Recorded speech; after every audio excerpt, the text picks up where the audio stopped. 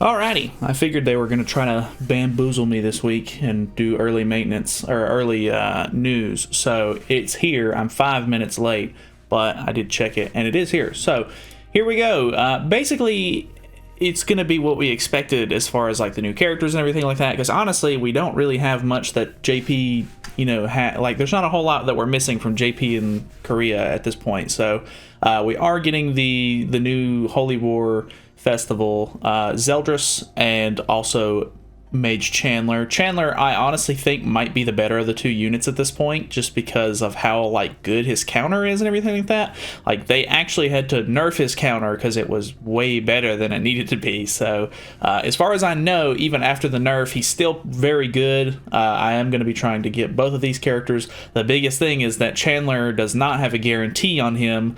Only Zeldris does, and it's when you get to the 900 mark. So you can either choose a copy of Zeldris or you can get Berserk Meliodas. I honestly think if I can pull Zeldris early, I'll probably go for another Meliodas copy, just because Meliodas is kind of the whole like powerhouse of the team, and if you can rush ult with him quick enough without Green Gother resetting your ultimate, you could probably just wipe instantly, which I'm sure a lot of people who already have a better Meliodas than me do that. So yeah, Chandler's going to be really fun. Hopefully I can get a copy of him and it doesn't turn out really badly and we go through the whole thing and don't get him.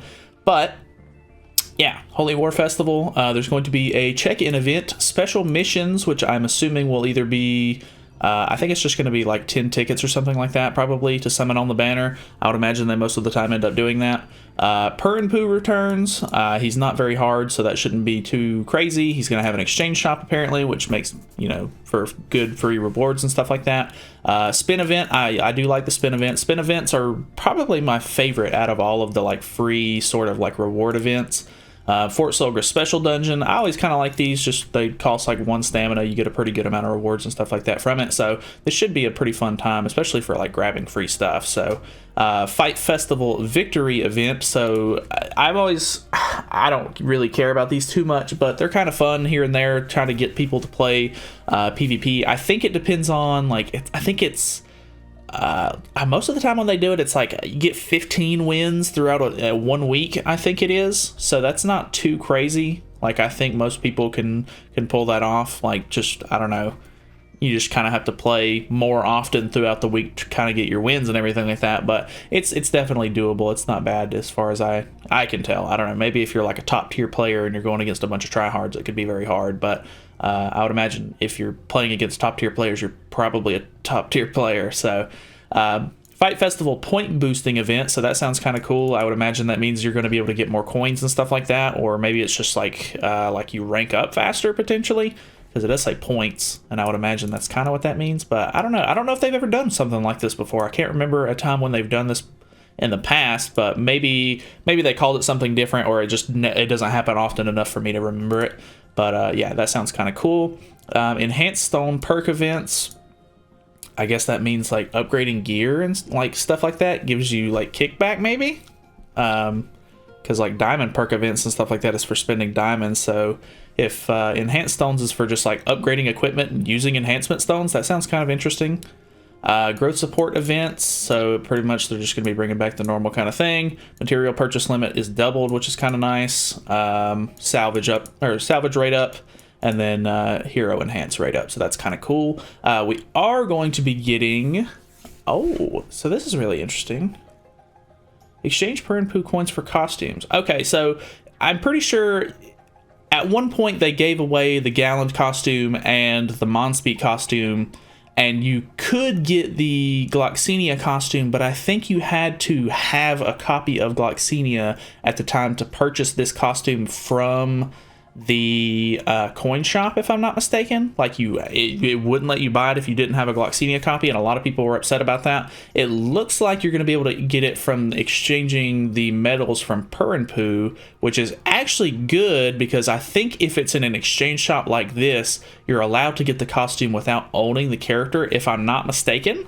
So this should be very nice for anybody who didn't get those, and if you did get them, it should give you I think it'll replace the costumes. Like you'll exchange it for the costume, and it'll give you cosmetic enhancement materials back. which is kind of nice. I don't ever really mind when they bring costumes like this back, because I mean, players who missed out on them can get them, and then, you know, if you've already got them, you get a little bit of stuff to upgrade your cosmetics in return. So I like that. Obviously, we're getting Final Boss Melascula and Galland. I'm a big fan of both of these costumes, actually. I don't mind either one of these. And from my understanding, this Final Boss really isn't too hard.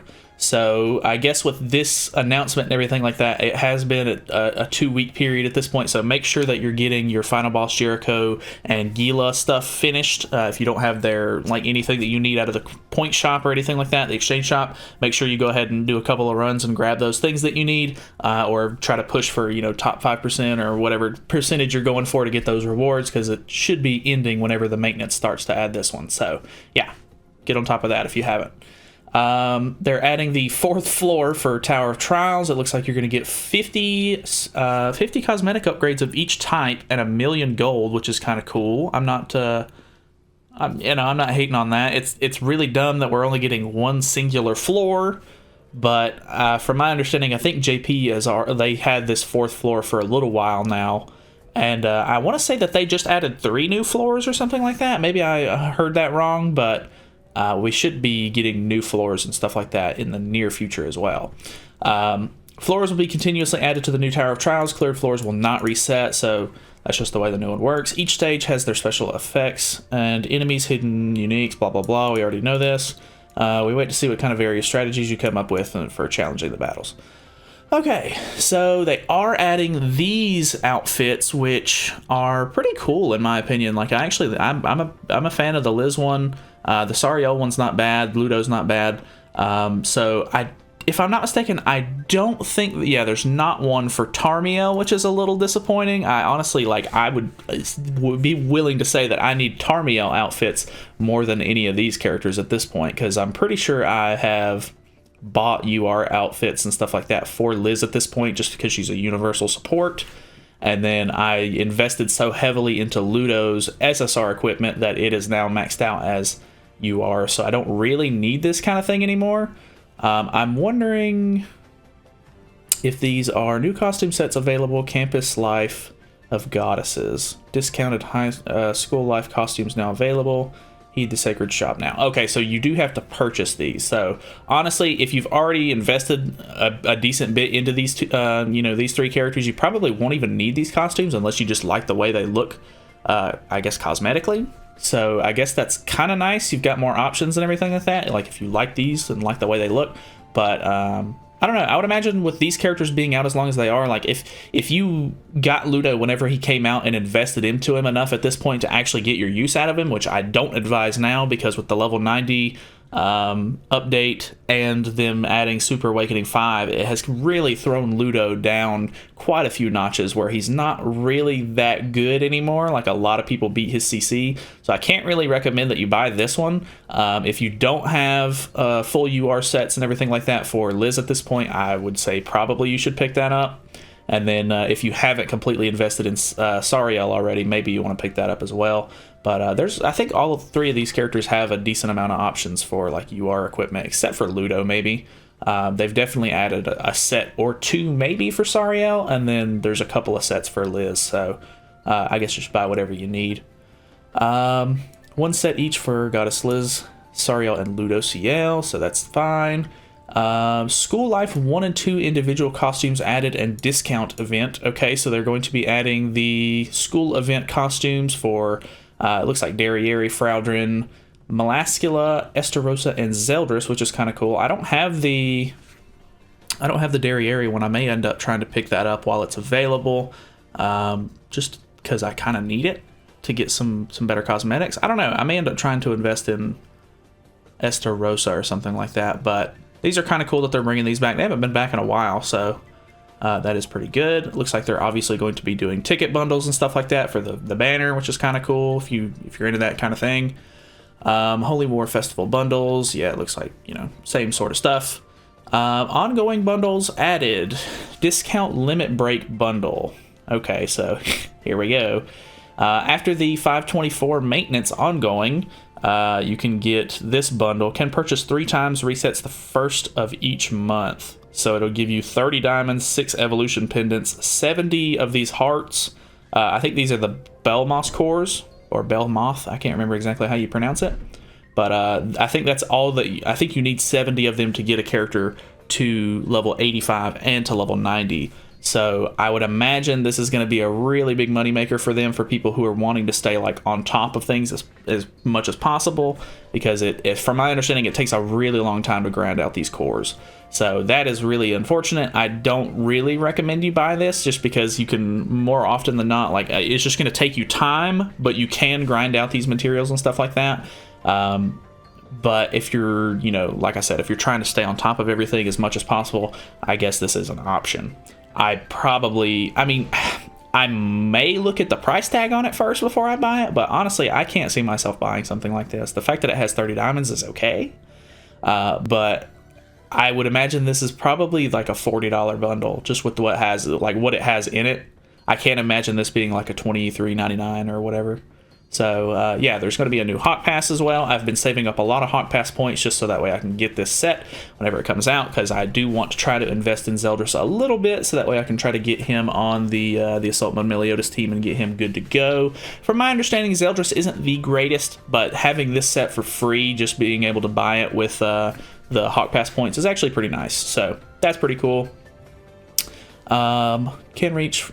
Yeah, so they're 1,400 scrap bowls from the Hawk Pass, or 30 diamonds a piece, so you can still buy them with diamonds. I know a lot of people ended up doing that with the Escanor cosmetic set, but I don't know, it's really just up to you. We've had a lot of Hawk Passes recently, and I figured that they were going to be coming out with this set just like they did on JP, so I just saved a bunch of mine up.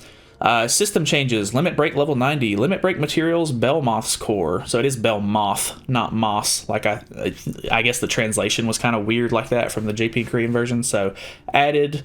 Obtained by defeating Belmoth.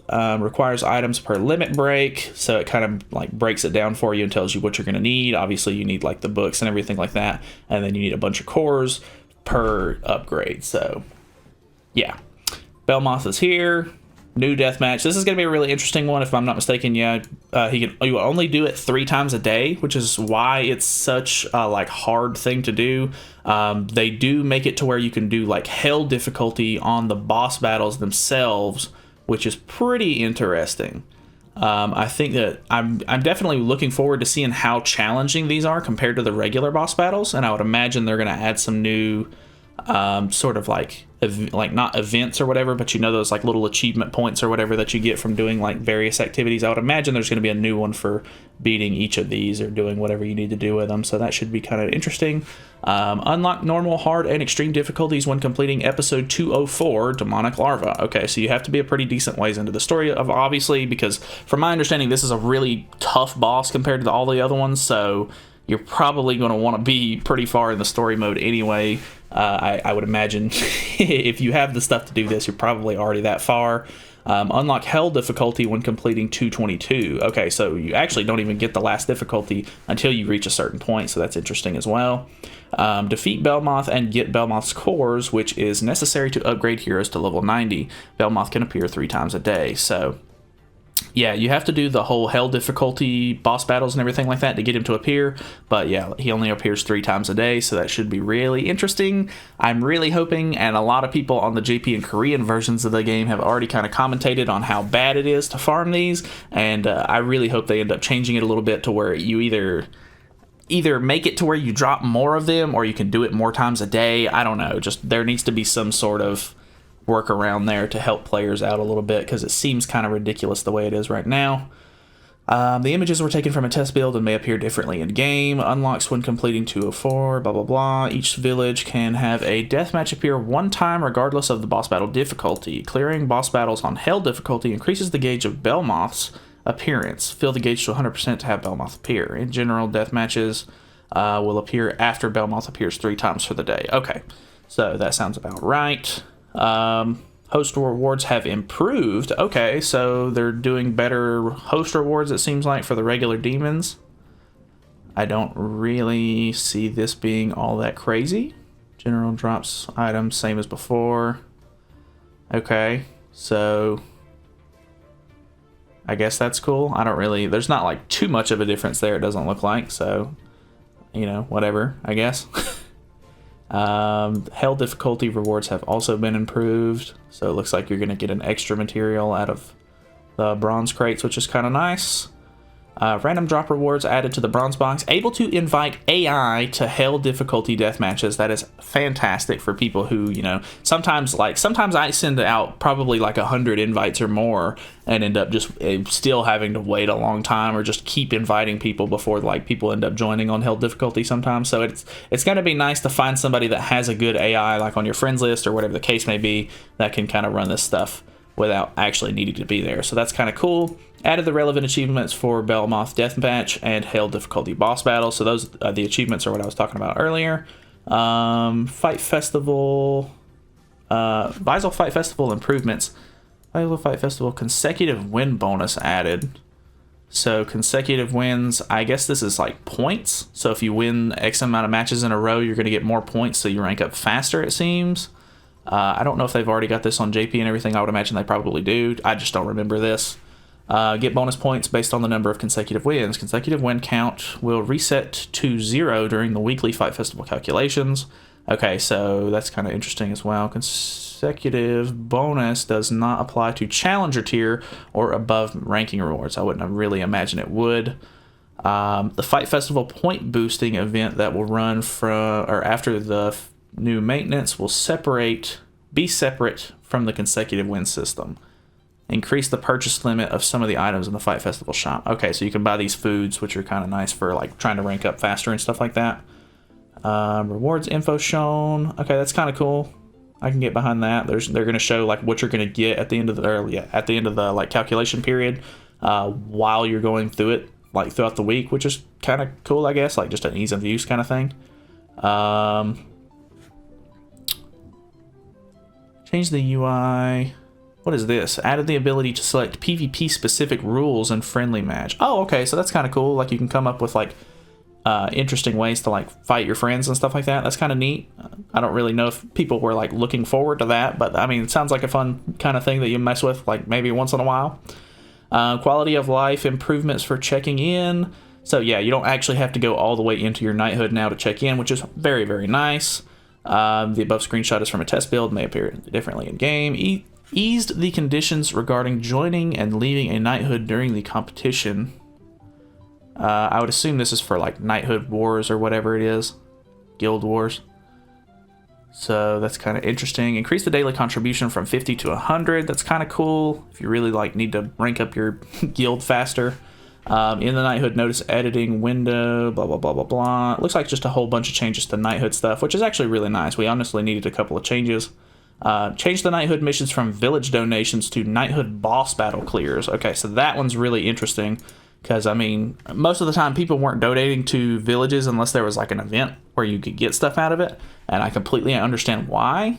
So now it's just depending on like, hey, have people beat the boss, like the knighthood boss. So that's kind of cool. It's more relevant to the knighthood itself, so that's kind of neat. Change the UI so it marks sections at once. Blah blah blah. Added an aura section. Okay, a lot of this seems pretty self-explanatory. Unique explanation displays improvements. Added icons to show you in what conditions the unique will activate. Okay. Quality of life improvements for engraving equipment. List of engraving equipment for the selected hero. Okay, this is super nice because I've been really good about it before this, but every once in a while I'll have a bunch of equipment that's already 5-star plus 5'd, and like if I have a bunch of stuff that looks like the same equipment and the rolls are all around the same, I'll accidentally engrave the wrong piece for the wrong person, and I'll just have to end up swapping a whole bunch of gear around and stuff like that. So it seems like this might be a faster and easier way of like already having it on the character and just engraving it like that. So that's kind of cool. I like that a lot. That's actually kind of nice. Tap the engrave button on the equipment, show immediately engrave it. Oh, okay, so this is actually even better, honestly. That way you don't have any sort of mistake. So that's really nice. They're adding engravings for Chandler, which is obviously really good. This is really, really nice. I'm going to like this a lot. So added a new NPC in the tavern that allows you to use the different shops. He will appear after unlocking the Visal Fight Festival. Shops include the Knighthood shop, Fight Festival shop, and Brawl shop. Added an intermediary shop button to the tavern's menu. So now there's going to be a guy in the tavern who you can talk to, and you can just access all of the shops in the game, except for like village shops, obviously, because those are inside villages.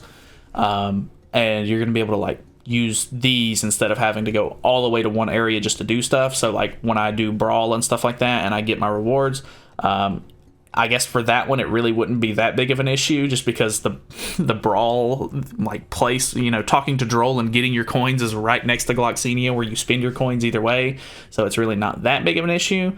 But yeah, it's just kind of like a nice little like quality of life thing.